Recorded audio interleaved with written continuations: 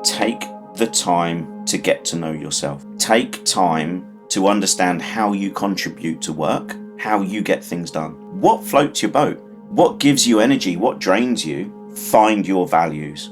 What are your core values? What are your non-negotiables? And if you are operating within those core values, you're probably in the right spot. If you then understand how you best contribute and align your values and those two things together, you're going to fly. You need to be able to create an instruction manual. What is the user guide that you can give to somebody and say, this is how to best work with me. This is how to get the best out of me. This is how I operate. If you have that level of self-awareness, you can then move on as an effective leader, as an effective mentor. Use the people around you. You can't do it on your own. You can't stay motivated on your own. Sometimes you need somebody to pick you up, and there is always somebody around that is going to have your back. Hi, I'm your host Chris Matthews, and you're listening to the Mentor Collective podcast. Conversations that resonate, stories that inspire. In each episode, I'm joined by a guest. We explore their personal stories, the challenges and triumphs which have shaped them, and the invaluable lessons learnt along the way. Join us as we navigate through 4 key themes: career journey and reflections, personal and holistic approach, leadership and values, and finally mentorship, guiding and being guided. In each theme, we traverse the past, present, and future, unraveling the unique narratives of our guests. Welcome to the Mentor Collective podcast. Thank you so much, Lee, for joining me on the Mentor Collective podcast. So happy to have you. Would you like to give a little introduction about yourself, who you are and where you are? Yeah, sure. So, Lee Mills, and thank you for having me. I'm really excited about this. It's my first ever podcast, so I can't tell right at this moment in time if I'm nervous or overexcited or a bit of both. But we'll find out as we get along. So I am currently working as, let's call myself the CEO of one, but I run a business called Guiding Edge Group. We are about 6 months into existence, focusing mainly on leadership development and team effectiveness, but also we're expanding out into some other areas. I have for probably 20 years had a passion around leadership and how powerful and influential it can be on individuals. I am a very team-oriented person, and I like the dynamic between leadership and team and how we can all make things much more effective.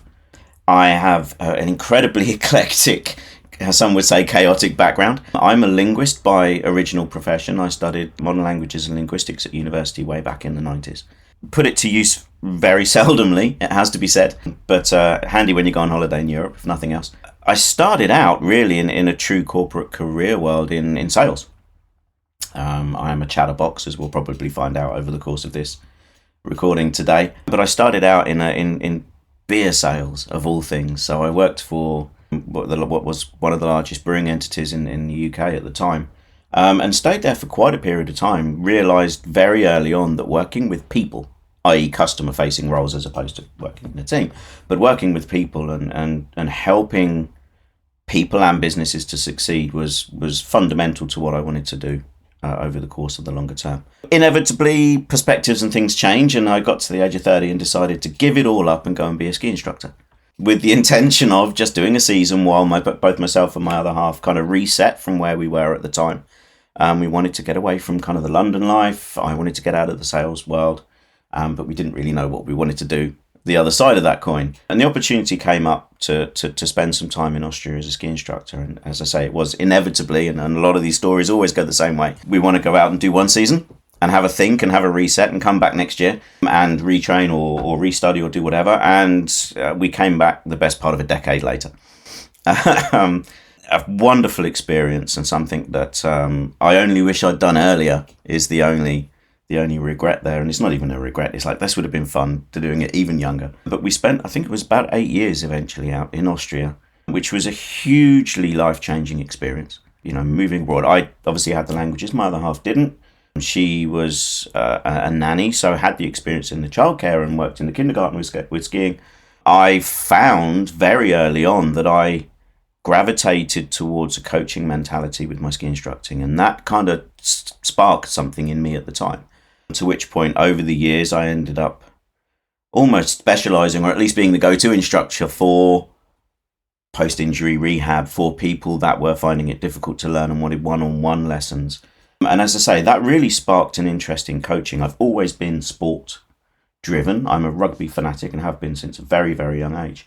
But it was only once we got to Austria and I started the ski instructing, and as I say, then moved into more of a coaching element there, that I really realised that some of the things I'd missed in my early career in sales are linked into coaching, are linked into leadership, and are linked into mentorship and whatever we'll talk about as we're going on. And that coaching element, that one-on-one, how do I understand that client better in order to help them better, really lit a spark in me as we eventually came back to the UK to really get involved and start to understand and study to a certain extent leadership and coaching and things like that.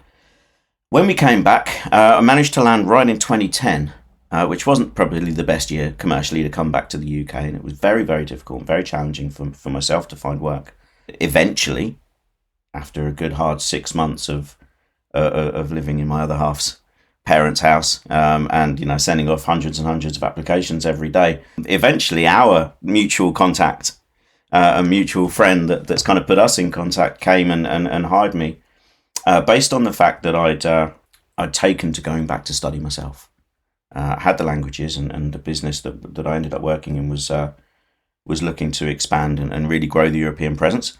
But also it was the fact that I'd put myself back into Open University and to retrain that really kind of signed that deal for me. And over the best part of a decade, almost, with that business, really developed a career that, we went from a 50-person business. I was employee number 50, I believe, globally, to the best part of 2,000 people. A real hyper-growth SaaS business. I was looking to get into the tech world, specifically IT, and had this strange idea that I wanted to be a developer, which was thankfully put very, very quickly to bed. And I realised, no, I can't do that. I'm not wired that way. What's Can I just interrupt? What kind of age were you at this point, if you don't mind sharing? Yeah, late 30s, coming into 40 by the time we came back. Oh wow, so comparatively kind of quite late to get into tech, eh? Very much so. Yeah, very much so. I'd had some work with another business that was I suppose you'd call them a development house, and I'd done some kind of contract management, project management, and recruitment, for want of a better phrase, for them. So I had an understanding. I'd always had an interest in technology, but I'd never trained. As I say, I was a linguist by profession. So yeah, very late to come in. I think that's really me in a nutshell. Is these things tend to happen a little bit later than you'd anticipate, but there is no, and there never has been any fear of trying something new. And I think that goes back to the way my parents brought me up. It was, you try whatever you want to try, and if you don't like it, you don't do it again. If you do like it, we'll keep doing it. And I was afforded, and been very fortunate in those years, I was afforded every opportunity to try whatever I wanted to do and make my own mind up about it. And I think that instilled in me, as I say, that mindset to a certain extent of, well, let's give it a go. Let's do it. What can happen? We'll recover from it if it doesn't go well. We'll certainly learn from it and take on that experience on board, and then we'll go and try something different. And that's kind of been the story of what is quite a chaotic and eclectic CV. When you put it in front of people, they go, well, you should write a book. You've done all these different things. Interspersed within there is outside of work is coaching, rugby coaching, people coaching, any type of relationship management and things like that I can do, that led me into customer success as the bulk of that last kind of almost 10 years of my career, was running customer success teams globally and in Europe, in the SaaS world and in the Salesforce ecosystem. So yeah, hopefully that covers pretty much all the bases. Yeah, and it does. And what I really love, and I want to unpick with you a little bit, is it's almost like you've done things not entirely the other way around, but there's that 10 years in Austria as a ski instructor or ski coach. That is typically something that if you had like a map of anyone's life, it would be school, university, ski instructor, corporate job kind of thing. But you did that in the middle. What was the thought process? I know you said that you had kind of had enough of what you had found up until that point, and this kind of decision to go and do something in Austria. What was kind of happening for you in that moment? Was it a kind of a straw that broke the camel's back kind of moment, or was it just you know what, this is just not working, let's just go? Or, what was happening for you? And they were a combination of things. A few years before we decided, so we went in 2003, I think, or something like that. Make myself feel really old this morning. A few years before that, I had a very life-changing event in my personal life that made it, quite difficult to continue in where I was living in the region in West London. The loss of somebody very, very close and very, very dear to me had a vast impact on me. Mental health, motivation, perspective. What the hell do I do next? How do I get through this? So that was still ongoing by the time, I'd actually been fortunate enough to meet somebody else, if that puts an element onto what had actually happened. But I had met somebody else and will be forever grateful for a second opportunity in life in that respect. So there was definitely a personal motivation that I still wasn't comfortable staying within that area. There was too much of the old world, so to speak, around me, and I needed to change. I needed to get away from that, needed to leave it behind and move on. There was also a commercial aspect to it. The brewing industry was collapsing on its knees around us. And from what for me started out as a relationship management, let's use a cliched, consultative sales arena where we would work hand in hand with our customers and, really try and build a joint business, which is, very fundamental to me, was starting to be so cutthroat. Dutch auction, whoever's cheapest gets the deal. There was no long-term outlook from our customers because they were just trying to get the best deals, and quite rightly for them. But even from the business that I worked in, it was very much, you'd go out with a screwdriver and take your competitors' beer taps off the bar and put yours on. And I was like, this isn't me. This doesn't suit something that I was starting to develop within myself and I was starting to read about. It did not align to my personal values. That was the way that I wanted to go out there and do business. And I would walk away from prospects and get in trouble with it at work because all they wanted to do was get 3 brewery reps in a room and have us Dutch auction and haggle. And I'm like, nope, that's not how I do business. I'm here to help you long term. So there was a misalignment from the company values and my personal values. And that's something that is now basically the crux of everything I do in life and in business. But there was also a personal element and something that I needed to change and get away. And that drove me to making, to your point, everyone else does it straight after uni. I was already, when I got there, celebrated my 30th birthday, I think, just getting there, was already the old man of the team. Did anyone call you dad when you were there, by any chance? They called me a lot of other things. But you know what? It gave me such a new perspective and such a new energy, working with a lot of incredibly talented younger people. But also there's a lot of older people that do it as well, and they're retirees that go back to being ski instructors, and what you can learn from those guys. And where I taught in Austria was kind of a British military area. The army ski teams trained in the little village that we lived and were coached by the local guys there. And getting to know some of those kind of former military guys that have long since retired and come out and just teach skiing in the winter and have got a flat in Austria, and what you learn from people like that and what you learn about leadership. Good and bad, don't get me wrong, but what you learned from those guys was eye-opening and as I say, really set me on a direction as to kind of where I am now. Yeah, and I'd love to come back to that in the mentor theme for sure. But it sounds really fascinating. And I guess as you started your summary of your career journey, you said something on the lines of, it will sound like chaos to people, or it's a chaotic kind of journey. I guess there are a few different ways that you might feel at the end of a chaotic journey, which is exhausted and like you've not prepared yourself in some way, and you've just kind of, oh my God, I've just been, I'm trying to think of a nice way to say it. I want to say shat out of a pipe, but I don't think that's quite the brand. But I've just been dumped at the other end of this journey, and we just have to keep on moving forward. But then some people, and talking about the person who we have a mutual connection with, which is Penny, explaining a kind of similar, not the same roles that you've performed, but a similar kind of very open to change, very open to exciting opportunities, and has ended up in a really, where she thinks is a good place. So I wondered, from your perspective, especially seeing as you volunteered, that it was chaotic. And you don't seem to be regretful at all. How do you feel? How do you feel about that now? You are where you are.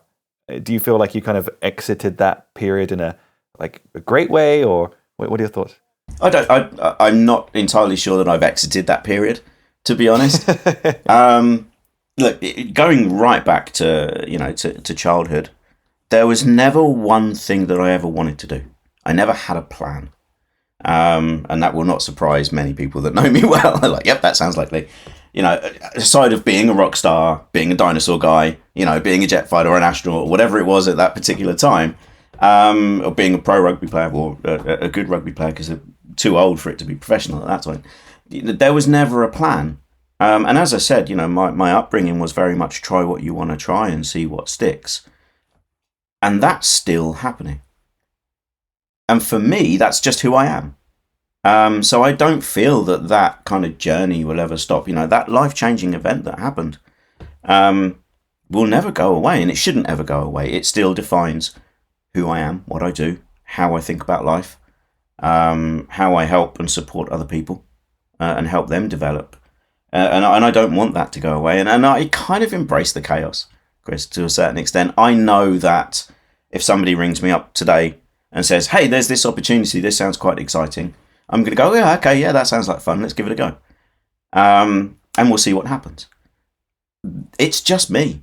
And I've taken a lot of time, specifically over the last 10 years, as I went back into that corporate world after skiing and moved back into leadership, and then really made leadership and coaching, part of my DNA. I spent a lot of time on self-awareness and self-development. And at one point, you start to realize who you are. And, the most important aspect of leadership for me personally, and you probably upset a bunch of people listening to this one, they'll say, no, that's not the right attribute, but it's authenticity. I don't believe you can be an effective leader until you really understand yourself and you know who you are. Because people see right through you if you're trying to be something else. And I've become very comfortable with who I am. It's by far away not perfect. There are huge amounts of self-awareness and self-development that I still need to do. I have to manage myself every day. I run my own business now. And that came along unexpectedly last year, and is definitely not a comfortable I'm out of that journey process. This is terrifying for me. But it's also fun, and I'm also learning every day. And if that's what's happening, then I'm in a good place. So I don't want that chaos to end. And I'm happy to, take a call and go, yeah, let's try something new and go and do something different. Is it what I expected Guiding Edge Group to be? Maybe not, but we'll give it a go. And I think one of the questions when we were talking about prepping for this before was, what's your life philosophy in one sentence or one phrase? And I think the kids nowadays, because obviously I'm an old man, the kids nowadays have a slightly stronger version of mess about and find out. And do you know what? Yeah. It resonates with me. It really does. And I used to laugh and joke with my team back in the CS world when we were trying to innovate and create and do something different. We'd be like, look, guys, let's give it a go. If it works, we'll tell the world. And if it doesn't work, we won't tell anyone. And we'll try something else. But we have to mess about and find out. You've got to give it a go. My team actually had T-shirts made for me. Not just for me, but for the whole team as a bit of a joke. And on the back of the T-shirt, it had hashtag JFDI, because that was my phrase. Just do it. Just go and do it. Don't worry. Don't ask. Go and try it. And that really for me has certainly from that very life-changing event. Before that, I was kind of maybe stuck in that you need to build a career. Stick with the company. I'd been with the brewery for 7 years by that point. No. Do it, work hard, work comes before everything. That event changed my perspective 180 degrees. Yeah, it became family first. It became, no, it's just a job and it can be replaced. What you've just lost can't. From that day, I became that, let's give it a go. You're here once, give it a go. And it took something that strong to move me out of that. No, you started a sales exec, you're now a sales manager, you're now running a team, you've got to stick to this path. And then bang, the rug got pulled out straight away, unexpectedly.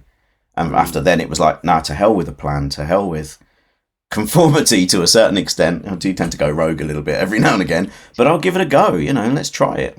If nothing, you're going to learn from it.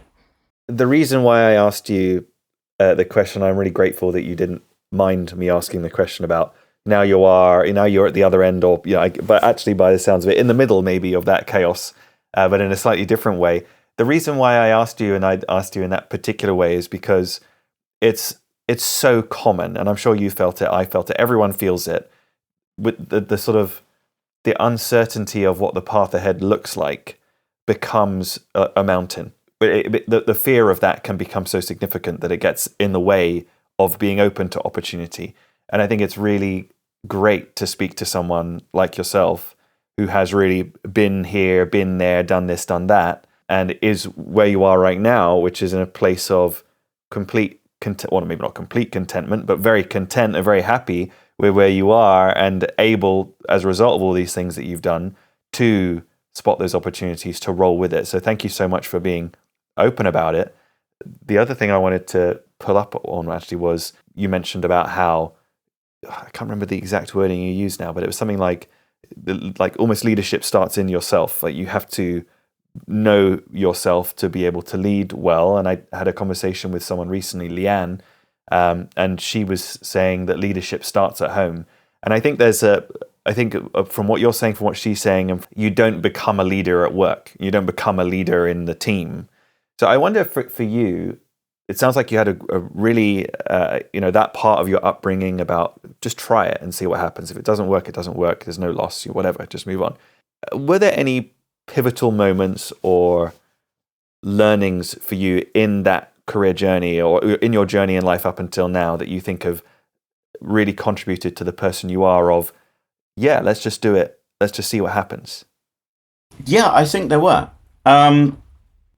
Obviously, we had the personal event, that personal experience that completely kind of flipped my perspective of how the rest of my life was going to go. That really made me think, let's just roll with it. Let's just see what happens. But I think coming out of that and then rolling with it through that period in Austria, you had guaranteed work in the winter, but you had nothing in the summers. And, for the first few years we came back to the UK, I worked on building sites.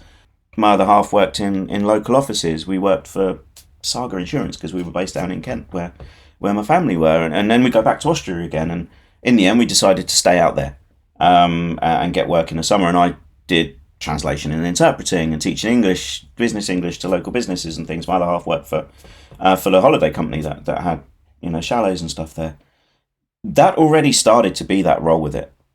That already started to see, right, what are we going to do next? What can we do now to ensure that we get to do another season, to stay here in this chocolate box, most beautiful village in Austria kind of place. We didn't want to leave. We eventually had to. Financially, it wasn't viable to stay. The crisis had hit across Europe in the kind of 2008 to 2010 time, and my other half had decided, as she does, that now is the time to come home. And I stayed out for an extra season just because, as I said before, I found it very difficult to find work when we came home.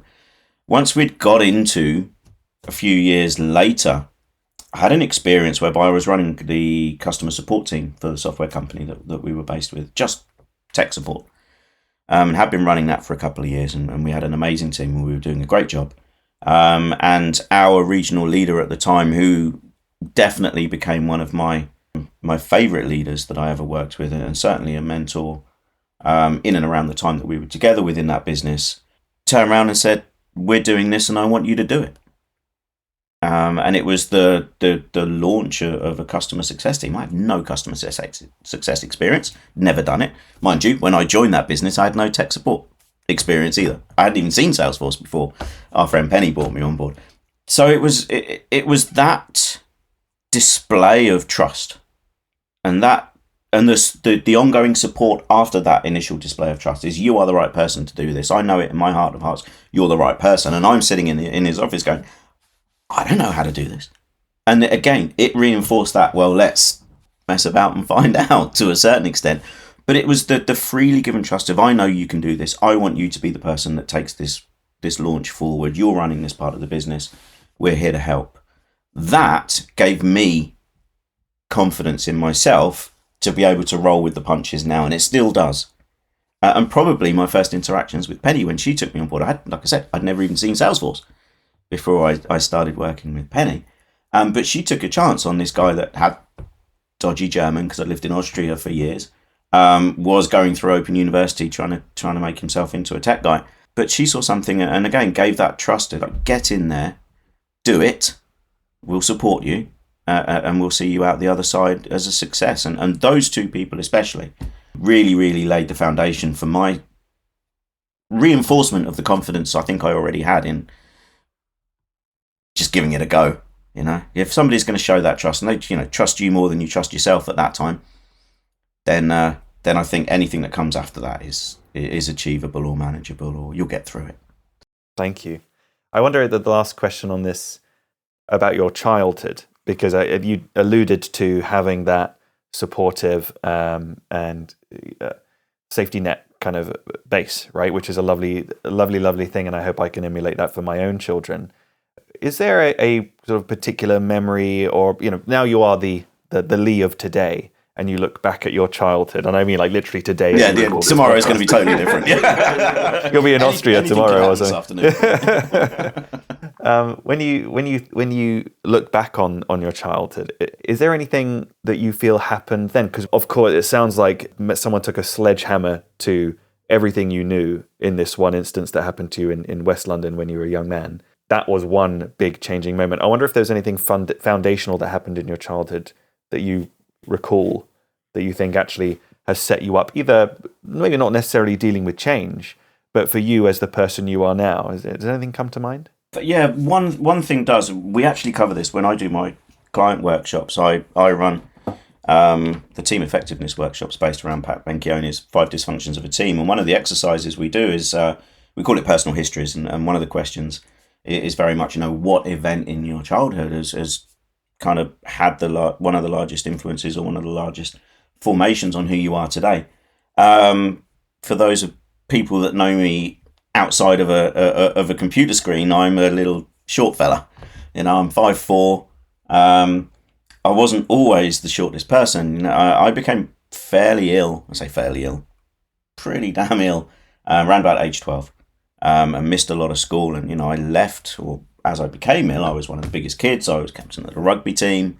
I'd see myself as being first 15 skipper and all that, was playing club rugby, and I probably missed around about 6 months on and off of school. And when I came back, everyone else had grown a foot, and I was still where I was before I went. And inevitably, as kind and loving and caring as kids are at 12 and 13, that resulted in, be honest about it, a large amount of bullying, a lot of fights, a lot of bants, as they'll probably call it nowadays, which was particularly unkind. I'd always had a fighty element in me, probably, but I think that once you got past that, and I became comfortable with, again, who I was, it instilled in me the drive to say yes to whatever comes along.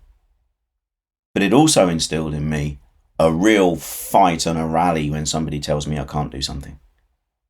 And it was obvious then that probably that pipe dream, I suppose you'd want to say it, of being a pro rugby player. I'd also had visions at some point of potentially either joining the forces or being a policeman.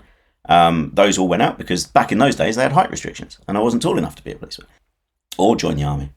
So I didn't like the fact that choice had been taken away from me, and it really instilled in me, if you tell me I can't do it, it's a really easy way to motivate me, because I'm going to go and prove you wrong. And some very smart teachers in my secondary education and into my university quickly jumped on that and realised that was the way to get me to actually do something. But that's still there today. If you tell me I can't do it, I'm going to go and probably at least give it a go. So that was one event, and I'm obviously comfortable now with who I am. I still get a bit of jip. I look forward to the day when somebody comes up with a nice, unique, new joke about me being 5'4". A bit of a Cyrano de Bergerac moment there. You could have said this or you could have said that. I like that bit of fun, but it did change me a lot. And as I say, it made me rally against being told I can't do anything. And I think that now, when you mature and get into your later years, probably morphs into, let's give it a go, as opposed to, damn you telling me I can't do it.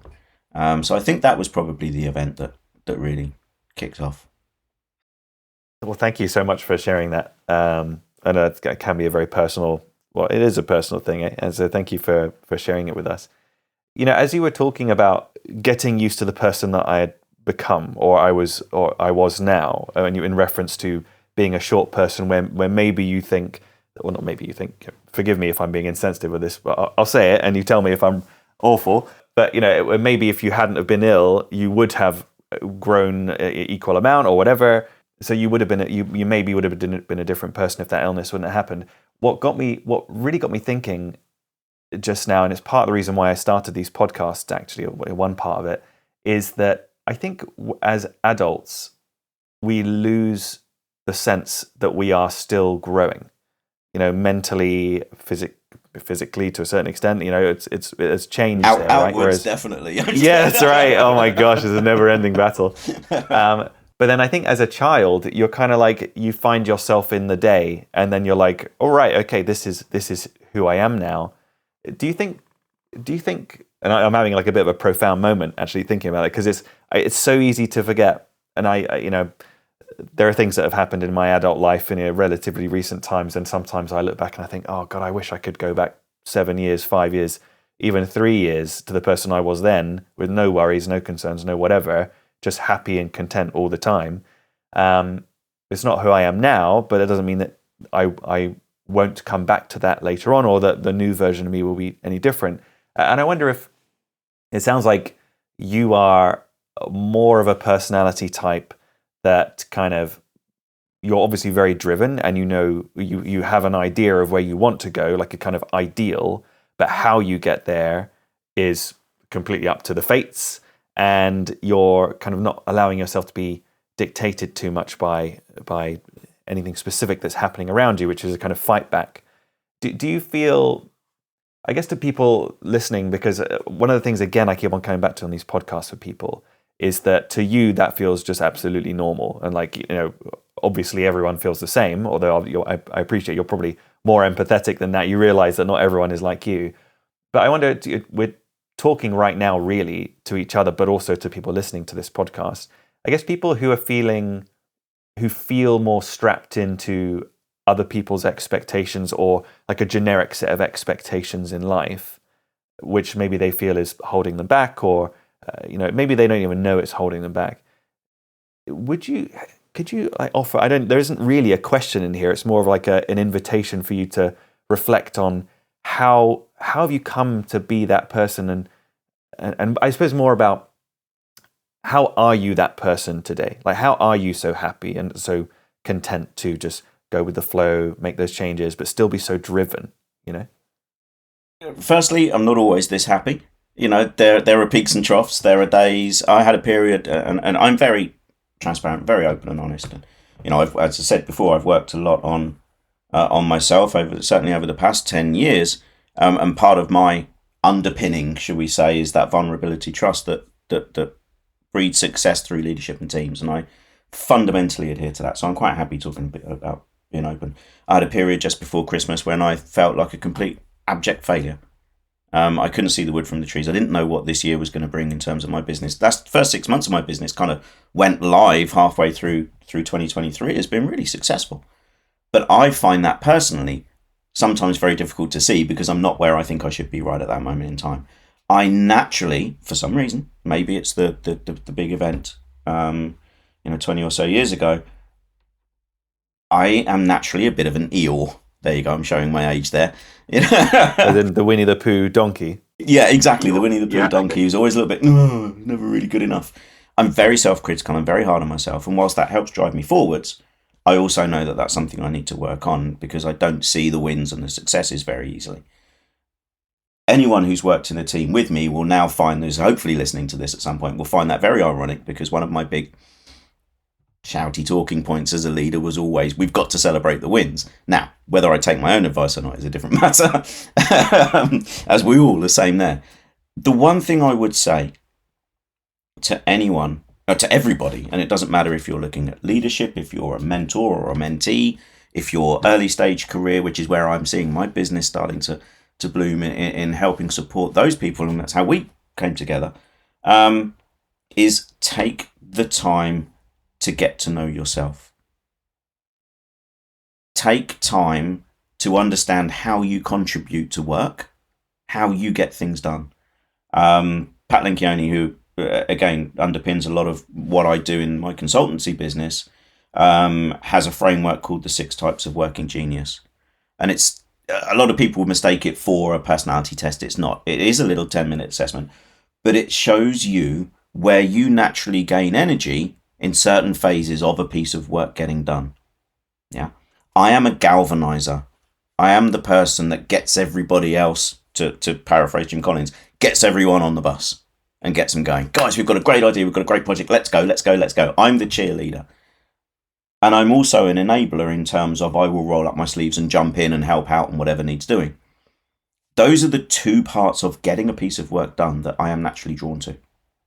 I am not an inventor. I don't have the genius of wonder, as Pat and the Table Group call it. I have to do that. Look out the window, think up how to do something new, how to differentiate my business from other people. But it drains me. I'm knackered at the end of the day if I have to do that. Whereas if I'm a galvanizer all day, I'll come back going, I'm shattered, but it was great. Taking the time, utilising a framework like that, there's plenty of others out there, Everything Disc, you can use Myers-Briggs to do the personality side of things, whatever it is that you find that fits with you. And the Working Genius just kind of resonated with me in that respect. But taking that time for self-awareness, understand how you best contribute, what floats your boat, what gives you energy, what drains you, and then from therein, and the one fundamental thing I can say is find your values. What are your core values? What are your non-negotiables? Yeah, authenticity, integrity. They sound like a big bunch of cliches a lot of the time, but they are not. And if you are operating within those core values, you're probably in the right spot. If you then understand how you best contribute and align your values and those 2 things together, you're going to fly. The reason I put a lot of emphasis on finding what you best, or how you best contribute, or what gives you energy during that piece of work, you will be more productive if you are lucky enough to find yourself predominantly within those generally 2 geniuses that they call them. Quite the right wording for me, but that's what they're called. But also, if you have to spend, and we all do, more time outside of your 2 geniuses, i.e. doing things that drain your energy rather than fill your energy bar, we tend to feel guilty because we're not achieving what we think we should be. And it's not because we're good or bad at these things, it's because it either drains us. If you can remove that guilt from your daily work of, I've done it sitting here last year as I'm trying to get the business off the ground, I actually found myself sitting, looking out of the window. I'm helpfully pointing for those of you that can't see me, at a window behind me. I sat the whole day staring out the window, and I went back downstairs at the end of the day. My other half was like, how was your day? I said, I haven't done anything. It's been awful. And I sat there that evening completely full of guilt for not achieving anything. And it's only when I then reminded myself and reflected upon the fact, well, hang on, my geniuses are getting people on the bus and getting everyone riled up and getting going, or helping somebody do something. One of my frustrations is having to think up new ideas and do that I got rid of that guilt again and then could reflect and then refocus. Get to know yourself. I think it's one of the oldest pieces of graffiti ever that says, man, know thyself. That is fundamental to everything I do. If you spend the time, and your other friend there, Leanne, is absolutely right. Whether it's at home or at work, I don't specify that kind of place, but any success starts with yourself. You have to understand how you operate. I had in the middle of a leadership workshop at the old corporate role, and I was this side of the table. I wasn't giving the workshop. I was an attendee, and an amazing consultant called Carrie Coltman, based over on the west coast of the US, turned around and said, "You need to be able to create an instruction manual. What is the Lee Mills user guide that you can give to somebody and say, this is how to best work with me. This is how to get the best out of me. This is how I operate." If you have that level of self-awareness, you can then move on as an effective leader, as an effective mentor. If you don't understand yourself and you're trying to be something you think is right, people are going to see through it, and you don't get that trust. You don't get that authenticity. So the one thing that makes me who I am is the work I've put in, certainly over the past 10 years, of self-awareness, of knowing what I'm drawn to, not what I'm good or bad at. That's different. But what draws me? What are my values? What can I not work without? Get those, and then that'll push you forward. What I really, really liked of what you just said, particularly, and there was so much in there, and thank you for sharing your vulnerabilities and your, and even specific moments, like looking out the window for the whole day, and just, and actually I was thinking as you were saying all of that about how it's almost like it's a little bit of a kind of irony, right? That you are this galvanizing person, but you're a company of one. So it's like, you can G yourself up all the time. I don't listen to the boss. That's the issue. Yeah, exactly. He doesn't know anything. He knows nothing. He never knows. He doesn't do anything. He just talks about ideas all the time. But so I was having a bit of a chuckle to myself there. But obviously, last year proved that you can be all of those things, which you need to be. And I'm sure this year will be the same. The one thing that I was also thinking about as you were talking about understanding how you operate, and I love the user manual thing, and even if it's and I guess it's a figure of speech rather than a physical thing, because definitely some of the better, or maybe not, it depends I guess how you operate, but one of the things that I've learned through my career as well, and it seems to be like this kind of podcast and doing this work is making me think even deeper about is how individuals have arrived at their role from a completely different perspective and different life experience. And you can save so much time in giving a bit of yourself to understand how other people work and how you can work better with them based on their specific needs and however it is they've arrived at their needs.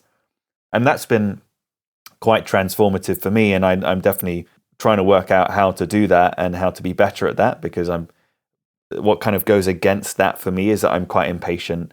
I'm like a very do, go. There's no time like yesterday kind of person, which plays against, for me, the kind of let's take some time to learn, let's take some time to XYZ. Although I think being a relationship driven person, which is what I also am, kind of pulls that. So I suppose like where I'm having this reflection in myself is that there are many parts to each individual, which guides them towards these good things, but also takes them away. And what I really, really liked about, and I wondered what you thought about this, is that I think for people who are starting out in their careers or in the earlier part of their careers, understanding who they are, they might see that as a kind of really tricky thing. And what I was thinking about was, and as part of this whole mentorship collective idea, is that mentors don't have to be a specific individual in the senior position who has agreed to be your mentor. Mentorship happens all around you all the time based on what you see, the behaviours you see exhibited around you. And I wondered if you would agree with this statement that some people, to find out who you are and how you operate, part of that is reflecting in the world around you and reflecting in your colleagues, what you like having seen people do, what you dislike, and what you want to take on and what you want to drop. Do you see it like that as well? 100%. And I love what you just said then about, mentors don't need to be that, in the hierarchical chain of command. They don't need to be in your organization. They are everywhere. Anyone and everyone can be an effective mentor. Most people don't think they can be.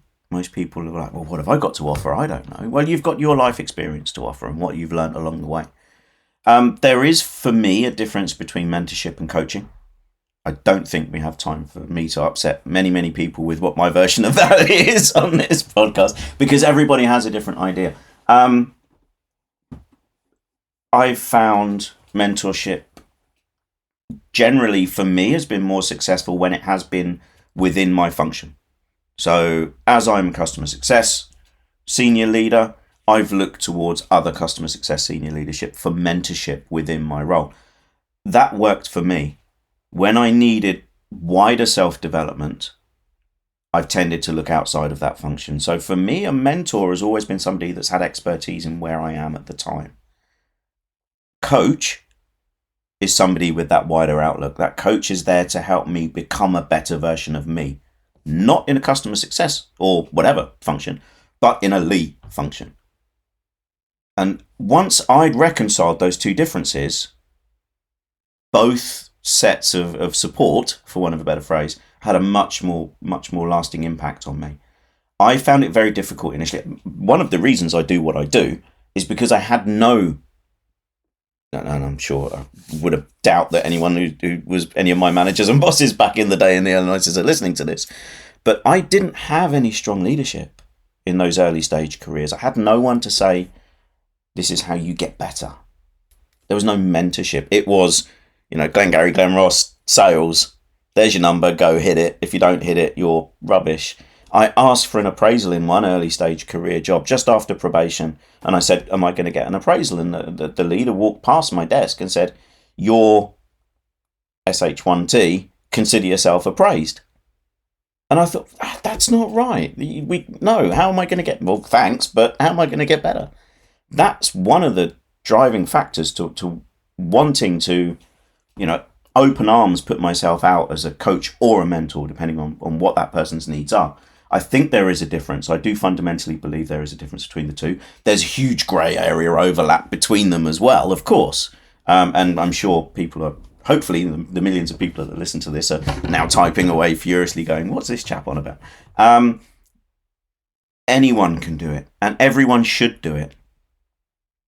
But you can't do it until you know yourself. Until you are confident in yourself to be your authentic self, that's really only when you can start to give that coaching advice, that mentorship, that experience over. If you don't know yourself well enough, you tend to then tell the people what they want to hear. And that's not helpful. Yeah. So it reverts back. But I love the fact that you say, mentorship is everywhere. It doesn't have to be in that hierarchy. It doesn't have to be your leader. I was lucky and I've had 3 leaders in that time in the SaaS industry. 3 of the people I work for were phenomenal mentors for me, as well as my leaders, Penny being one, and 2 people following that. But I've also got incredible coaches outside of what I do and new mentors. Now I'm doing something different. One of the first things I did was, right, who else is around here in this industry? Who else can I go and talk to about being a leadership and team effectiveness consultant that I know, and the network there. Good mentorship is everywhere. You've got to understand what you need and what you want first. I really like how you defined the difference between a coach and a mentor. I really liked that. And one of the things that comes up quite regularly on these podcasts and in discussions is how people are promoted into positions of like either leadership or maybe not, CEOs or C-somethings, but at least they have a group of people that they lead, but they don't come with a kind of mentor. They don't, what is the word? Like a mentor mindset, or they don't come with a coach mindset. And there's I guess a kind of tragedy to that. But I would like to explore that with you in the mentor theme, and we'll come back to that. We have danced over all of the themes in our conversation so far. Welcome to Lee's chaotic world. Yeah, I was about to say, but it's all been so incredibly valuable, and we've gone completely off script, and I think it's great. I'm loving the off script. But the thing is, I have little jingles between each of the themes, and I want to play those jingles. So let's do one of those jingles. Let's talk very briefly about the second theme, personal and holistic approach.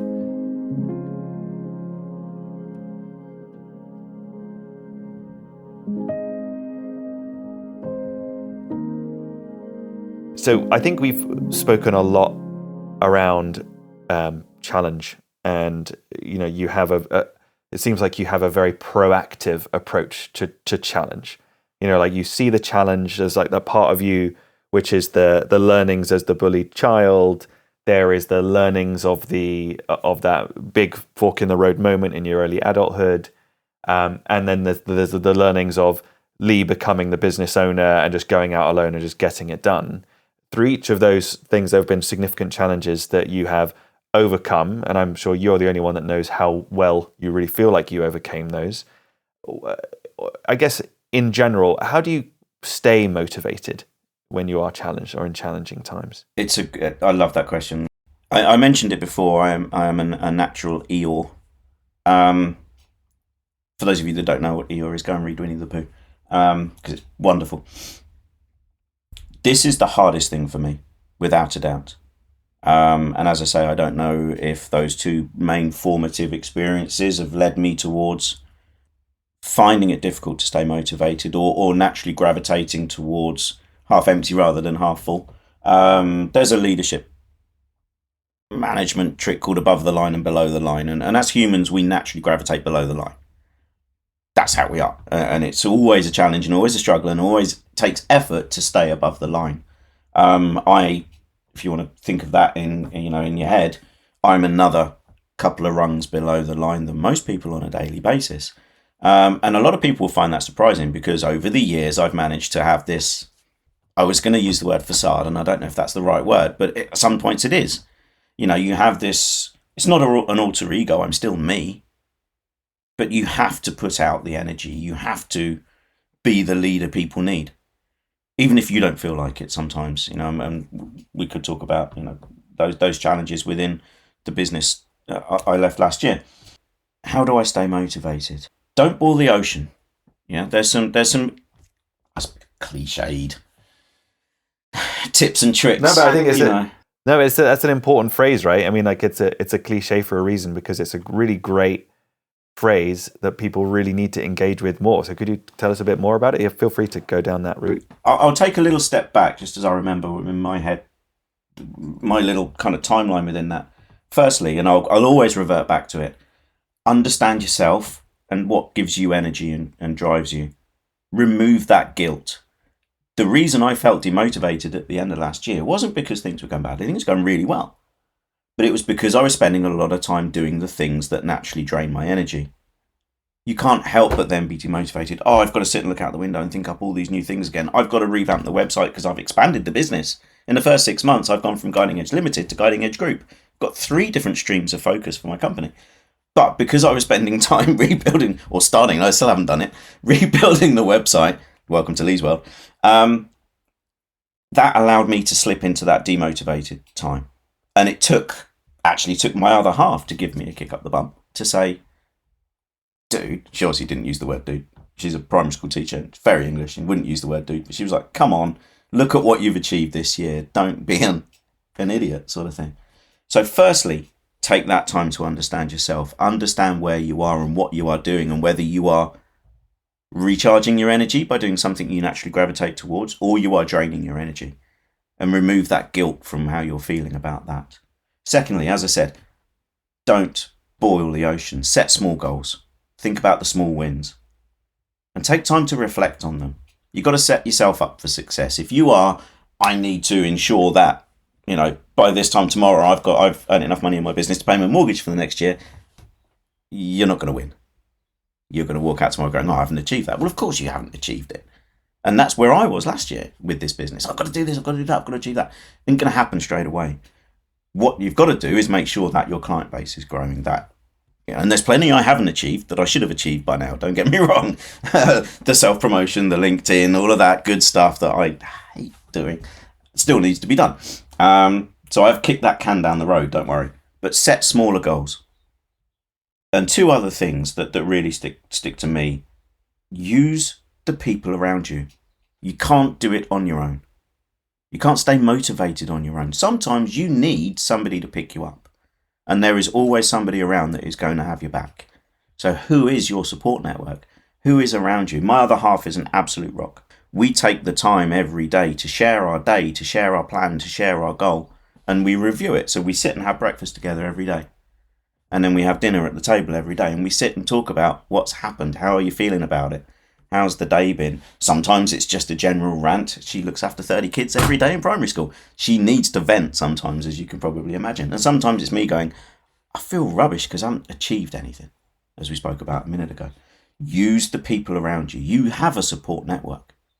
To do that properly, you have to then revert back to knowing yourself and being vulnerable. And that takes a big step for some people.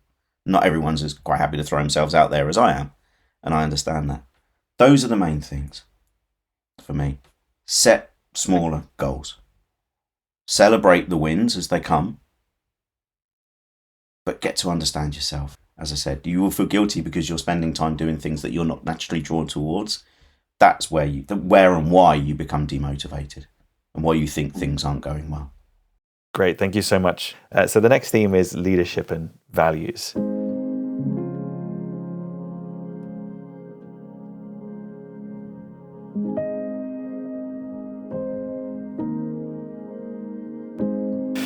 So, how would you say your leadership style has evolved over the years? Let's be controversially for a second. I don't like the phrase leadership style. I don't think I've ever had one style. And maybe people who have worked within my teams and functions will disagree, but I don't see a style. Leadership for me is a set of attributes and actions that need to be demonstrated on a regular basis and consistently. Whether it's, and I revert back to something called the Leadership Challenge, which is one of the workshops that we run at Guiding Edge, which gives 5 principles, starts at model the way. To be an effective leader, you've got to do the right thing yourself. Whether you want to move that into a value of integrity or not is entirely up to you. Those attributes, 5 in the Leadership Challenge, 4 in another framework, there's plenty of them out there in the big wide world. But those attributes can be adapted and balanced to the situation. So I don't ever see myself having a style. But I think what has evolved over the years is that authenticity. So I am now at a stage and certainly was, in the corporate world back then, and now as a CEO and founder, whatever you want to call yourself on LinkedIn. I'm at a stage where I can walk into a client in a consultancy phrase or into another corporate role as an authentic leader. I don't have to come in and try and be somebody else that I'm not. I know who I am. I know how I operate. Rightly or wrongly, occasionally. Not everyone's gonna warm to that, and not everyone warms to me. That's for sure. But the one thing that has evolved over time, 2 things have evolved over time. Let me double up on that. One is authenticity. So I'm not trying to be the leader I think they need. I'm not trying to be the leader I think I should be. I'm me. And we're making our decisions as a group, as a team, based on the data and the situations at hand. The other side of things that I do see that has grown is adaptability. And maybe they're very inextricably linked, I think. Yeah. My ability to adapt how I'm operating, if you want to call that a style, then maybe it is, but adapt how I'm operating as a leader to the given situation, the data at hand, the people involved. I think that's something that comes with miles under the wheels. Yeah, you can't do that from the first go. You can start very early on. We spoke very briefly about early stage careers and young professionals and non-leaders. You can start to understand those leadership attributes and characteristics and actions, whether you lead people or not. They don't change, funnily enough. They're pretty consistent all the way through any stage of career. And what people look for in a leader is pretty much the same all the way through. But how you adapt and rebalance those attributes based on what's in front of you at a time is something that comes, to your point, evolves over time. So for me, my authenticity definitely grew. Yeah, I stopped being the leader I thought I should be. I was always trying to be the leader I never had. To our point about your consider yourself appraised, and just became myself, and found so much more success with that. And it's really resonating with me. I spoke with another chap called Nick, and he's doing really well, doing what he's doing, and he received a piece of advice once, which was, actually it was a criticism. You're not bringing enough of who you are to work. And at that point, there was a kind of his leader, who was this person giving him his appraisal at the time, but also mentor, was telling him that people know when you're not being authentic. And I think some people know you're not being authentic because they've been out to the pub with you a few times and they've seen how you talk and how you really think. But other people see when someone is not being authentic, they see that as inconsistency, or they see that as confusion or kind of lack of direction, lack of clarity. It's wonderful how you've been able to embrace who you are as being a core part of Lee as a leader, or Lee the leader, and I think that's something that people should really take away.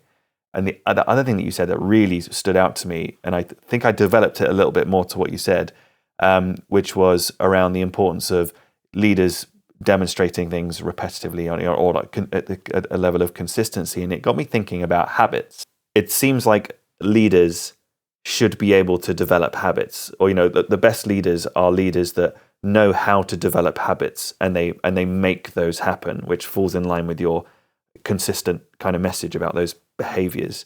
Would you agree with that? And do you have any kind of insights into that? Absolutely, 100%.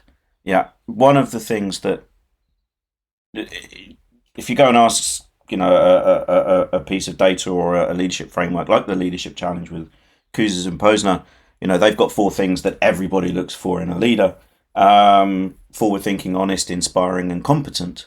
Are those 4 qualities that are always the top 4. Sometimes the order changes, but they're always the top 4. That competent, i.e., you know what you're doing. You're not an expert. You can't be an expert in everything in any walk of life. And certainly as a leader, you need a broader range of competency, for one phrase. That competency comes from habit.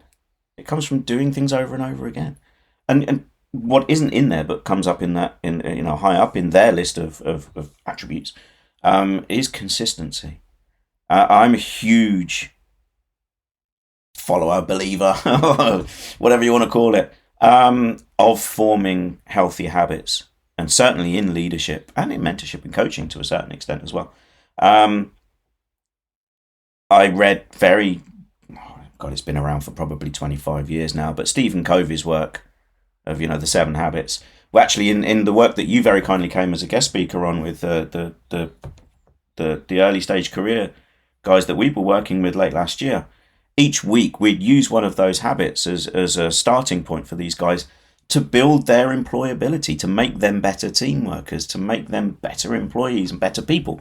I will steal shamelessly a line from one of my favourite books, which is Legacy, which links how the All Blacks manage themselves and lead themselves with business leadership. And one of the All Blacks, a guy called Gilbert, and it's a great book. I'm a rugby nut, so it's always going to be a good book. But Gilbert Enoka, who was the mental skills coach for the All Blacks, says, better people make better All Blacks. Now, I have shamelessly stolen that, and you can lock me up if you need to. If you look at the company logos, better leaders, better teams, better results. But better people make better employees, and better people make better leaders. So forming those healthy habits, forming those habits of simple ones, and I'm trying to remember back now on the spot to the Covey cards. I've got a wonderful set of cards that he used. Active listening. Listen to understand, don't listen to respond. Form that habit. Yeah, it's awareness of it, and then it takes deliberate practice. One of Kouzes and Posner's phrases around leadership and leadership development: it takes deliberate practice. People aren't born good leaders. People may have stronger attributes than others, but if they don't demonstrate them, they're still not an effective leader. It's forming the habit of demonstrating those characteristics and those attributes, of acting in that way, of modelling the way, to use one of their phrases. Yeah, it takes deliberate practice. Huge habit form. Yeah, defining, reviewing, and reflecting on your core values. I go back to core values again. Yeah, what am I doing? How am I going to get better? I have a wonderful book called The Coaching Habit by a guy called Michael Bungay Smith, and he talks about habits. A huge exponent of it. I think you can get a bit too deep in that and find too many. Yeah, and you end up, again, trying to boil the ocean in terms of all these healthy habits, and then you end up like one of those LinkedIn articles on what do most successful people do, and they've got 95 habits that they've done before 4:30 in the morning. No, that's a load of old hooey, frankly. But forming healthy habits in and around, how to be better at what you do, how to be consistent in your approach, and consistent to yourself. Huge proponent of habits and, as I say, repetitive, consistent actions. You don't want inconsistent leadership. People don't want to come in one day and not know what Lee they're going to get. Is he going to be an absolute arse? Is he going to be great? Is he going to be happy? Is he going to be sad? No, people need that consistency. Yeah, and that, again, to your point, they know if you're not authentic. If you're trying to be something else, people are like dogs. They'll sniff it out. And it's either you're trying to be somebody else because you're not confident in who you are, or there's an agenda behind it. And that's where the trust drops out of a team and out of a leader, to your point, in and around, is there an agenda? That's so toxic for a team and a work environment. Yeah, and I like also you're also pointing out the swing in you don't know what leader you're going to get is also a really good indicator of whether or not. And I guess thinking about it more as in a kind of maybe saying it in a more constructive way is about, as a person who is a leader or is sort of striving to become a leader, checking in with themselves about, okay, that meeting that I had at 9 a.m., was it the same style? Maybe I shouldn't use style now around you, but was it the same ethos? Was it the same culture that I was putting out at 9 o'clock as it was at the 2 o'clock, for example, after my boozy lunch, for example? I really thank you for sharing on that. And I also really loved the deliberate practice idea. And it got me thinking about, you're of course familiar with the idea of a mantra, right? Which is either a sound or a phrase that you say again and again. And I came across Stoicism. The YouTube algorithm put Stoicism in front of me. And it's really captured my imagination, this sort of way of mastering your thoughts and your emotions to be consistent and persistent and all this great stuff and resilient. And through my research beyond YouTube, I was hearing about how those people would have a mantra that they would start, just for the day or for the week or whatever, and they would repeat it again and again out loud. And I think that whilst, maybe attending a meeting and sat there even on mute, saying the same thing again and again will make you look maybe like you lost the plot. At least starting the day or starting the meeting with something that will ground you throughout it. Like I said before, I'm a bit of a emotion-led kind of person. And so it's quite easy for me to have a really bad, getting the children ready, and it's just gone all wrong and all hell is broken loose. And the first meeting of my day, I know I'm going to be a bit more on edge. But I think, and I'm not saying that I'm better or worse than anyone else, but what I've learned about myself is that before I had that self-awareness of how I was entering the meetings, I would go in there and I would be like, now is my time to undo the tap and just let it all out. And I realized that was not the way to do it, and that actually my problems are my problems to resolve. That other people don't deserve to be a part of them. So if I do enter a meeting and I'm in a bad mood, or if I enter the meeting and I'm in a really hyperactive, like super doing mood, which is also damaging to some people, right? Like not everyone can keep catching up, and everyone's come to the meeting in their own way. I think that being a good leader means understanding how you're coming into each interaction, and like you said before, demonstrating a level of consistency. I think that also comes hand in hand with understanding who the Lee is, or who the Chris is, or who the everyone is, who the anyone is that's entered that meeting, because it might not be the best version of that person. I think I totally agree. And some of these things are deceptively simply handled. These things are difficult to do, but they are simple. We did something back in the corporate world, and it started out as just a bit of fun, but actually it really worked.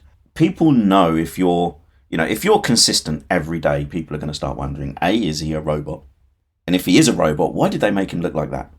But you will start to reduce the belief that willing followship, because you're the same. You're not the same every day. You can't be the same every day. I think for me, the consistency is Lee as a leader always in alignment with his values?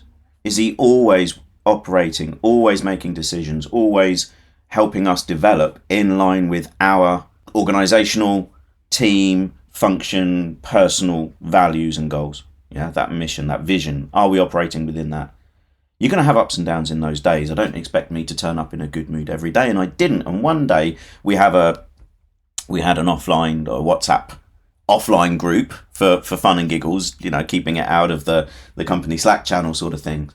And I just put in the company group, watch out, gang, grumpy Lee's turned up today. I don't feel the need to explain why. And if they want to ask, what you're grumpy about, then fair enough, we'll have a chat. But I just thought, I really should tell them.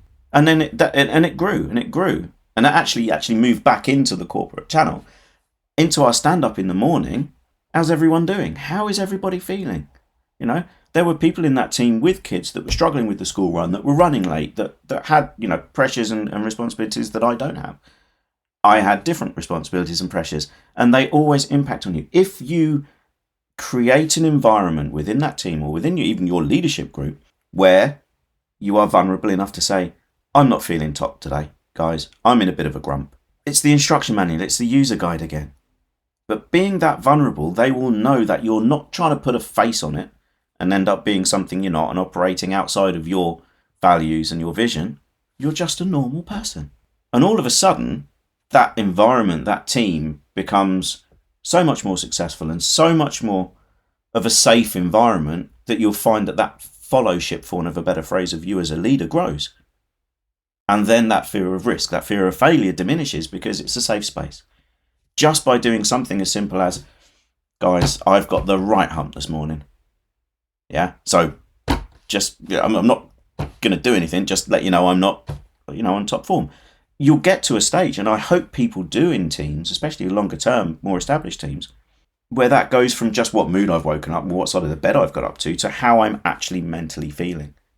And that takes a lot of trust and time and effort, that deliberate practice, to get to a stage where you can go, guys, I'm really struggling. Yeah, really struggling with my motivation today. When you get to that stage, you have got a wonderful environment to work and grow and prosper in. But it takes that honesty, it takes that transparency, that authenticity to be able to say, I've got the hump today, guys. Either tread carefully or I'm really sorry. I'll say sorry now because I'm probably going to say something bad, but this is how things start out. So there's a consistency in, and I think, to your phrase, when we were talking about this initially, the human side of what we do and who we are. And I think we've lost sight of that in a corporate world, of the human element. We're just people at the end of the day. We're going to turn up in a good mood, in a bad mood. You're going to be in an energized, let's get everything done. And I'm sitting there going, I've got the right answer. God, stop him. But I love, and you're right. And it's, but what I really love is, and it comes back to what you said as well about, a good person makes a good All Black. Better people make better All Blacks. Better people make better All Blacks. And I think that there is a maybe somewhat reluctant in some sectors and industries, less reluctant in others, and all for in others. There is more of a move towards understanding that a person that comes in and they're not all themselves, they're not all there because they are grumpy, because they are sad, because they are whatever. That person in a cold way is not as productive as a person who is all there. So from a business's perspective, there is a lot of reason to do that piece of, okay, how's everyone feeling? So we can grease the gears that we need to grease, and we can keep going. And I really like that shift is happening, because it's not just a lovey-dovey, let's all sit around the campfire, all those like cliched descriptions of those that you hear mostly from old school folks. There's actually a really, really good reason for the business, not just for what needs to get done that day, but also the longevity of the lifetime of that employee in the organization, which is of course a massive cost if they leave. There's a whole ton of reasons, of really decent, objective reasons, why that's important. And I completely agree. I would love to be part of a team and maybe I will. I have teams. This is it. I'm making my commitment now that my teams, my stand-ups will start with, how's everyone feeling? How's everyone doing? And it's such, it gives people space to share where they're comfortable. There should never be any pressure on somebody, 100%. We're all different. As I said, not many people are as bluntly open and honest as I am. I will tell you how I'm feeling. I'm in a great mood today, even though it's Tuesday. I'm in a great mood. Very excited about this morning. Yesterday, no, I wasn't so chipper. And I would have said yesterday morning when we got on, I'm a bit low. I'm not, my normal chaotic 120 mile an hour self. But you can't force people to do that. And sometimes it does take time, but it only needs one or two catalysts. And obviously, as a leader, you should be modelling that way. And the leader goes first, modelling, goes last with opinion. So having your leader stand up in that team and go, right, we're going to start doing this. I'm going to tell you, I'm in a great mood. Really happy, really excited about this. Or, actually I didn't get any sleep last night, I'm knackered, so my apologies if I'm a little tetchy. Just getting that out there is a start. Right. Yeah, and I think that there's a lot of what you said a bit earlier about, because I think I'm thinking just for a moment about what could the risks be, and I'm going to little bit project management around the whole thing, but what could the risks be around having a kind of open team like that? And I think one is if people aren't authentic, like having an authentic leader, and I can imagine so many people would come, and maybe this is the old version of Lee, which because I think we spoke about this a bit earlier, is that a leader might feel like they must be on and positive and forward and all this sort of stuff. And for sure, there's a role that you need to play to do that. But that might conflict with the authentic version of that leader who actually is woken up today and I feel like everything's rubbish. And actually, I'm not really fussed about making it the most of today. I'm just focused on just getting through the day. And I think that and that leads me to my kind of second point around it, the risk around it, which is that there's a purpose and there's a function. And actually, I was talking to Penny, and Penny was saying in a previous podcast about how it's so important that people understand how what they do feeds into the purpose of the organization, and that they have that, everyone is aligned with the overall function. And I guess that there's the function of the meeting, the function of asking people how they are, is to level set across everyone and almost set everyone's expectations. If so, Lee is grumpy today, I know I need to think about that, and whatever that means, the operating model of Lee. Similarly, like Chris, if Chris is aggravated or Chris is whatever, whoever we are, this is how we've come. How do you avoid that becoming a kind of an emotion dump, right? Because it could go the other way, where the same person comes every day and they're just like, just, so fed up with this, and it becomes more of a toxic thing, right? There's a risk that it could be that, right? So how do you avoid that? One, try and just make it fun and keep it short. Legit emojis. How's everyone? Thumbs up. Maybe in the middle. Thumb down. Okay, great. Move on. Start with that. Make it fun. Have a, who's high fives, who's low fives, whatever it may be. It doesn't need to go into too much depth. As I say, when I started this, it was just like, guys, I had a terrible night's sleep. I've got the right time. I'm just a bit grumpy today, so sorry if I'm a bit snippy or, whatever it is. And it's left as that. It needs to be managed and controlled. Yeah, and it needs to be part of the framework. And as a leader, you should be certainly being aware of this. If you see consistent and common trends, certainly within, that same person that's, not been great for a few days or whatever it is, then you as a leader, and hopefully you have that relationship with your team members, would take it aside and say, is everything okay? Let them drive, obviously. But I've noticed that the last 3 days you've said you're, middle to low down thumbs or middle thumbs. Is everything all right? Can I help? Is there anything I can do? What's going on? Hopefully that should avoid it. Yeah. But I think just keeping it very light with an option for them to be able to come to you should they want to. But this is just, hey guys, how's everyone doing today? And I think you maybe unknowingly, what you did was you set the bar by sending that message in the first place, right? And by coming out, that you're the first one out the gate with that, like, okay, this is, so for example, like I'm thinking, okay, my next meeting, how am I going to start this? And I'll probably think about it a little bit more than, the few hours after you and I are speaking. But I think there's a lot to be said for that as well, which is like the demonstrative. You cannot underestimate the influence and power, for want of a better phrase, but let's use the word influence. The influence of how you show up as a leader has on the rest of the team. And there are times when, you need to show up very contrary to how you're particularly feeling. We went through merger and acquisition in the last business, and it was a torrid time of change.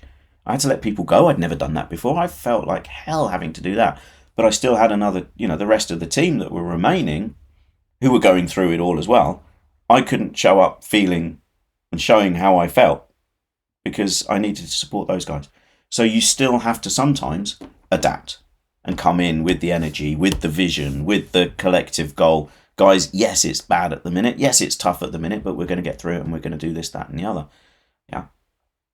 So there are times when you do need to put a bit of a front on, but I think there's a transparency that goes with that front, and again, as I said, I'm very open and transparent. And I did say to him, I know it's hard. I'm finding it hard. However, I'm keeping my energy up. This is the end goal we've got in sight. This is how we're going to get along, and this is how we're going to do things. And I need you guys all on board to come and help us. Otherwise, we're not going to get there.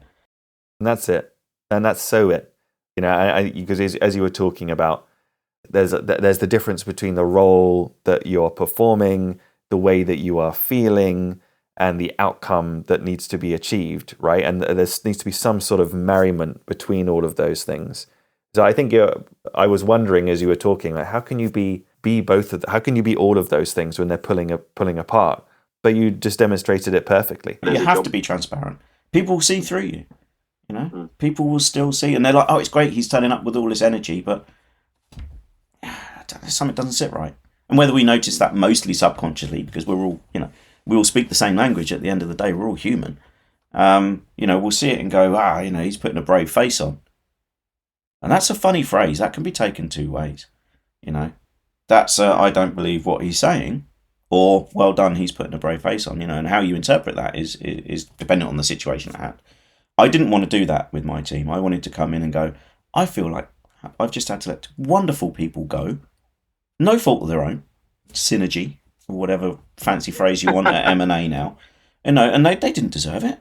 And it was literally, straws out of a hat. And it was horrible. So I turned around to the rest of the team and went, this is horrible. It's not nice. We're all going to struggle. I'm struggling with it. However, we're a team. We've still got things to achieve, and it will get better. Bring the people in, and they're a support network for you as a leader as well as you are for them as a team. So there's a transparency that goes with, putting a brave face on, as I used the phrase there. It's a tough balance, and I've not always got it right, but that's all you can try to do. Yeah, and you're reminding me, but there's something that really stood out to me in my career, but also in life, was we did one of my companies. We did a personality test, and the idea was that everyone would be put into one of four camps. I can't remember what it was called. Insights. Have you heard of Insights? Yeah, I've heard of it. Yeah. Yeah. So we all did the Insights thing, and it was the whole team. And the purpose, we were like a pilot group. Everyone in London in the Europe office was going to go and do this thing, and leadership would then see how many of one they've got and vice versa, and look at balancing it. And we did it, and I had I was excited because it was interesting, but I had a skepticism because it's also vague, and went through it, and it was like, yeah, fine, yeah, whatever. There was this interesting moment that is not part of my 100% the outcome of my story, but I just want to say it anyway, where they said they took us through. We first had to do this form before we went. Then it was an on-site thing. And we filled in all these questions and all that kind of stuff. And we got there and they're like, okay. And they explained what all of the different colours were, because it's separated into four colours, those people that don't know. And once they had explained all the colours, they said to everyone, okay, go and stand where you think you are. And almost everyone stood in the place that the test said that they weren't, But before we were told what we were, so we were said, they said to us, go and stand in the colour that you think you are. Great. Okay. Now tell everyone, what you think the positives and the negatives about this color is, and for the negatives, how can we constructively work with those negatives? And so it's me and this other guy. There was only two of us in this yellow corner, which was like very personal. I can't even remember what it was honestly now, since it shows how much it really stuck with me. But the tail end of the story, because I don't want to take it too long, was that all of the things that we had said negatively about some of the other, this one particular other color, turned out that he and I were the other color. So we had stood where we thought we were, which was in the wrong place, and we'd been not criticizing, but saying negative things about this other color, who we both were, or who the camp that we both been put into. And that was such a key learning, and it leads on to really what my point was, which was that someone else later on described having different gears, that actually the different personality types or the different ways of being is in a kind of geared way, so sometimes you might be more of a relationship-led person and you might hate going into detail and all that kind of stuff. You might be really, I am naturally more of a, like I said, let's go, 100 miles an hour. Sometimes I will need to change gears and slow down and get into the detail. And it's a difficult thing to do, but sometimes I know that I have to do it. And I think as you're talking about coming to these moments where you need to be something maybe a little bit, you need to shift gears. So you're still the car, you're still driving, but you just need to shift gears, and it might be a chunky, clunky gear change, but it needs to happen. I've mentioned the 6 types of working genius from the table group that I use a lot and find very, very helpful. It's kind of 80% work assessment, 20% personality assessment. I've been in and around Myers-Briggs for many, many years. Everything DISC is part of my offerings, which is the Wiley Group one. All of these are basically telling us what our default is. And I think we always misinterpret these things as it's telling us what we're good and bad at. And it's not. It's just telling us what we tend to default to. It doesn't mean to say we can't do or be any of the other colours or squares or, geniuses or whatever. Like I said, I know I'm a galvanizer and an enabler, and it's 100% annoyingly accurate. And I know I'm terrible at looking out the window and thinking up a brand new idea, or at least determining which one of these ideas is great. And I am not a get things, dot the I, cross the T's, get things over the line kind of person. Once I've galvanized everyone and got them going, I tend to move on to the next thing. It doesn't mean to say I can't do it, the other parts. And it doesn't mean to say that I'm not, at one point or another, able to change gears and become that different personality type. I think we often, and with the best intentions, most organisations go into these things and go, right, what's the makeup of our team? And you say, oh, well, I'm green or I'm yellow and da-da-da-da-da. And then it's just left like that. And there's no reflection on what it actually means. And there's certainly a misinterpretation of, this means I'm good at this and bad at that, and I can't do this and I can do that. And 100% totally inaccurate for me. These are, as a consistent leader, a path that you have to find between those different attributes and characteristics. And, what do I need to implement, or which one do I need to pump up today or reduce down tomorrow based on the situation or the decision that I've got to make? So I think they are useful tools, but I think we have to get a lot better at bringing them into organisations, making sure that they are consistently driven, not just a one-off. To your point, it took you a while to remember whether you were yellow or green or blue or whatever it may be. And that's because you do it once, and then it's like, oh yeah, great, and then it's gone, and there's no conclusion drawn from it or no further, follow-on work done. But we always misinterpret that as, you're this, I'm that, da-da-da. We're not. We're a blend of all of them, and a good leader will work out how to navigate between all of those, depending on what's needed. Thank you. Let's move on to our final proper theme before our conclusion, which is mentorship, guiding and being guided.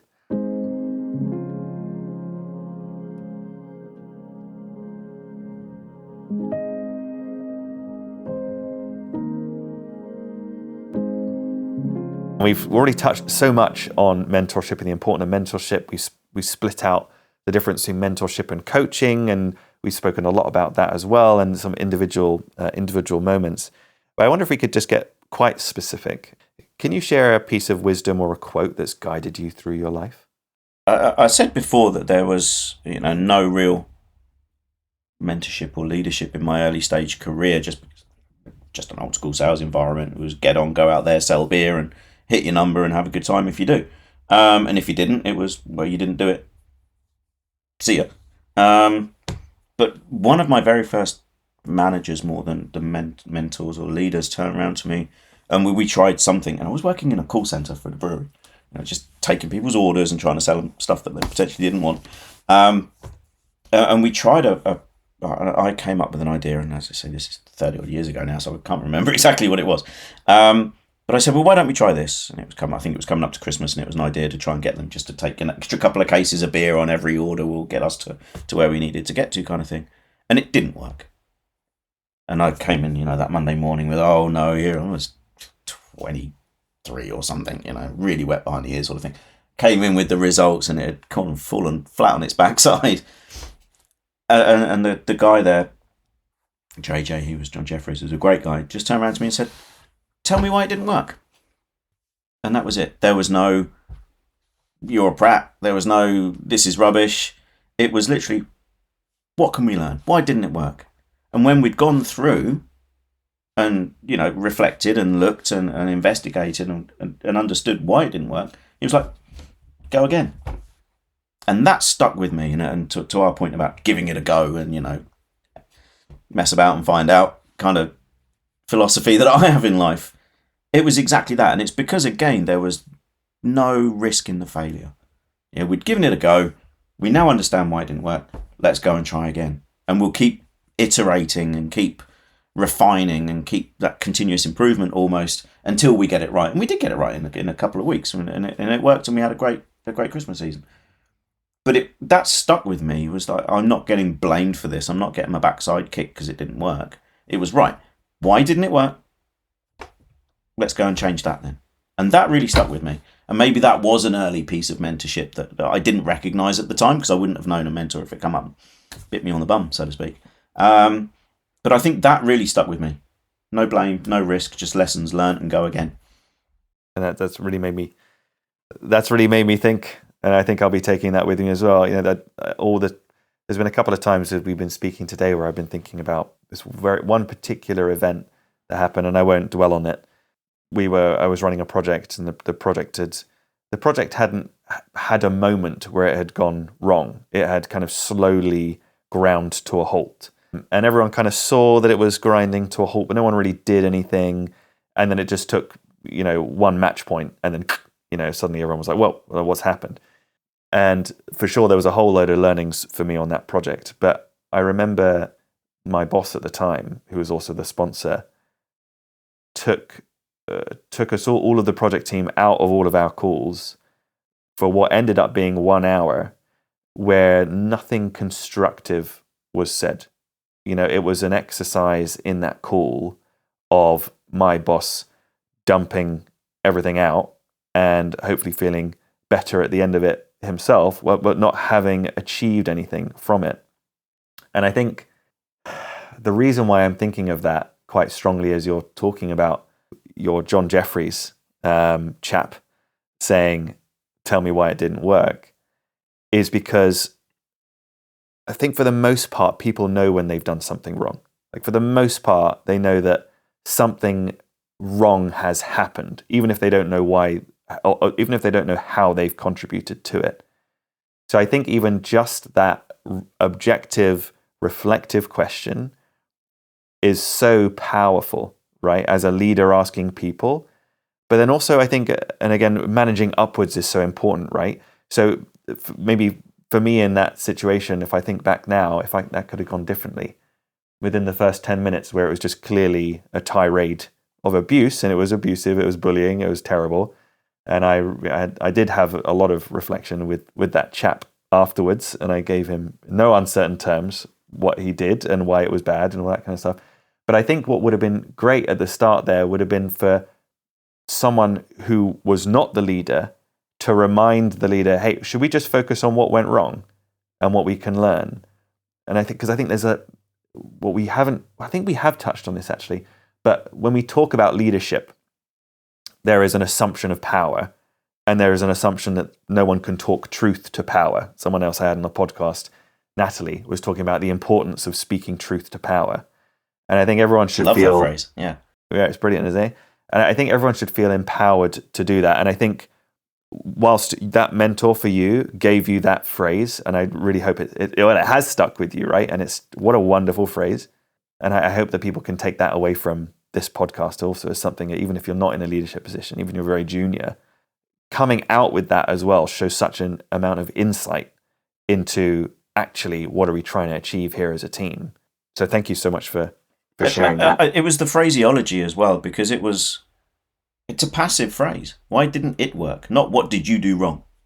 Yeah, why didn't it work? It wasn't. I tried something and it was like, you've tried it, that's great, at least we've tried it. And as I said to you before, one of the phrases we used to joke around with in my old job was, we'll try it, and if it works, we'll tell the world, and if it doesn't, we won't tell anyone. But why didn't it work? And that stuck with me, and that certainly gave me a grounding in, maybe it didn't work, maybe I did something wrong, but the blame doesn't lie on me, because at least we've tried. Yeah. If we hadn't have tried it, we would be in exactly the same spot. So at least we've had a go, and we've learned something, and we'll go again. I totally agree with your friend Natalie there in managing upwards, and again, that's on the leader to create that environment where your team knows that they can come and tell you if you're being a prat. And I've certainly always, straight first day, come and tell me what you think. All my teams, all my functions were always very democratic, for want of a word, but everybody's opinion, everybody's voice is valid. They all know to make me talk last because I talk too much. Those kind of little things, just a laugh and a joke, breed the trust and the vulnerability that we look for. All too often, there is a lack of vulnerability trust with leadership. And that's the leader not willing or being capable of being vulnerable, or thinking that shows weakness. But it's also that there isn't that element of trust that if I go and tell that leader that they've done something wrong or that I don't think that was right, what's going to be the outcome of it? And that's a very sorry state to be in. And one of the reasons why I do now what I do is to try and remove that and get that vulnerability trust as part of the DNA of an organisation. And it works both ways. It's up and down the chain. You do not need to be hierarchically powerful in an organisation to be a leader. You don't need to be a manager to be a leader. You need to be a leader to be a manager, and all of those cliches. But you don't have to have a team of people around. I have, in the old job, a senior CSM who was without a doubt one of the strongest leaders I've ever seen in the business. The thought of being a manager would have them running a mile. They had no interest in managing people or being responsible for people's development, but they led our team. What does a CSM stand for? Sorry. Customer Success Manager. Mm-hmm. Yeah, so relationship manager, looking after making sure customers are using the software and getting the value from it.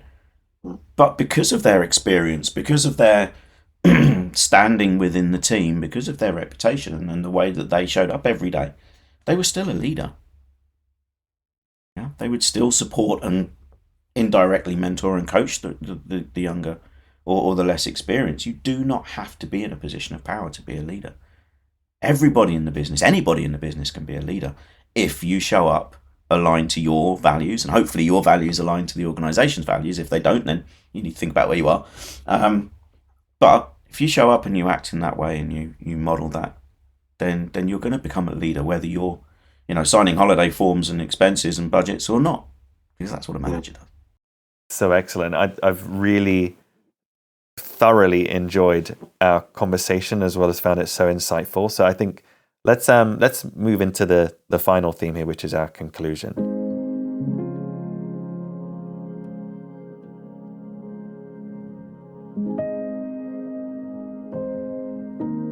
So we've covered a lot of ground today, and I wonder, has any part of our conversation today influenced your perspective or prompted any new thoughts on the experiences you've had to date?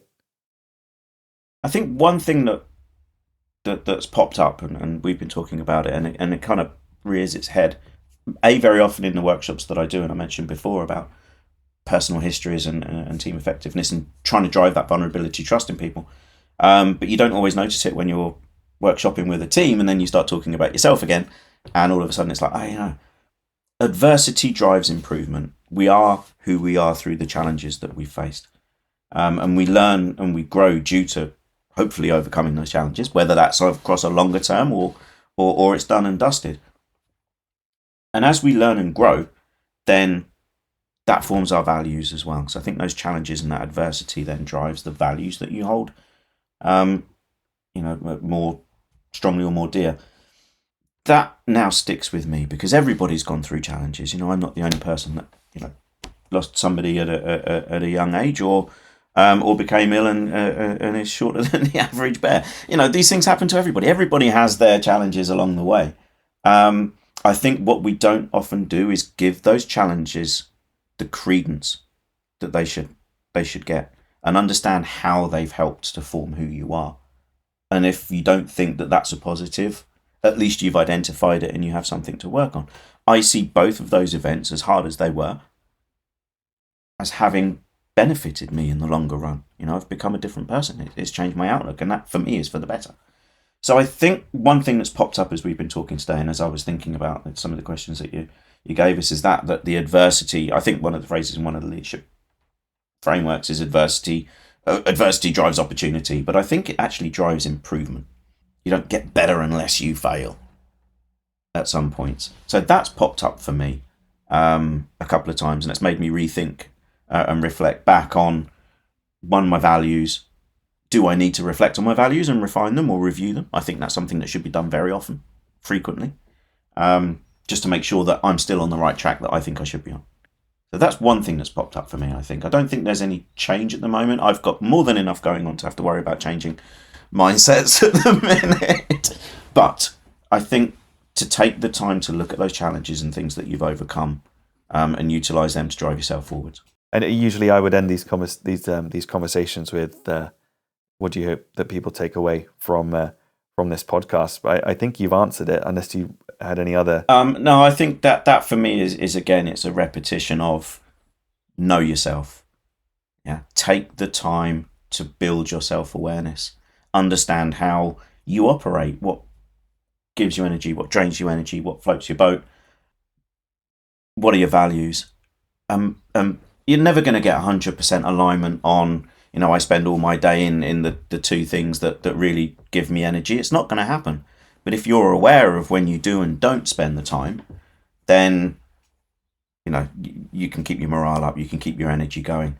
So that's the one thing I hope people take away from, and from my learning, certainly over the last decade, that's helped me greatly become a much better leader. And in terms of my unique journey, I think is the phrase of mine. It certainly is a unique journey. Change is good. Embrace it and go for it. It's too easy to get stuck in that path.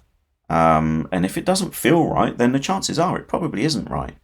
So have a look at yourself, have a look at your values. And if it needs to change, then go and change. I've done all sorts of crazy things in the 30 odd years since I left university. Done some very crazy things at university, to be fair.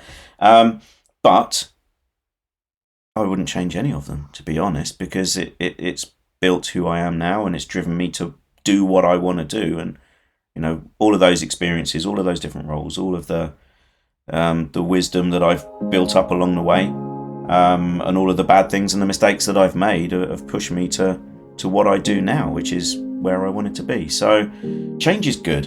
Yeah, you can try anything at any time, and I'm too old to do this, or no, absolute hooey. Go and give it a go. JFDI is my final answer to that.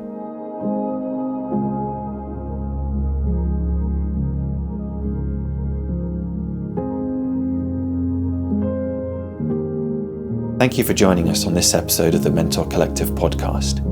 If you enjoyed it, you're welcome to subscribe. You're also welcome to go to our website, thementorcollective.net, to find out about the other good work we do in mentorship. Wherever you are, I hope you have a great rest of your day.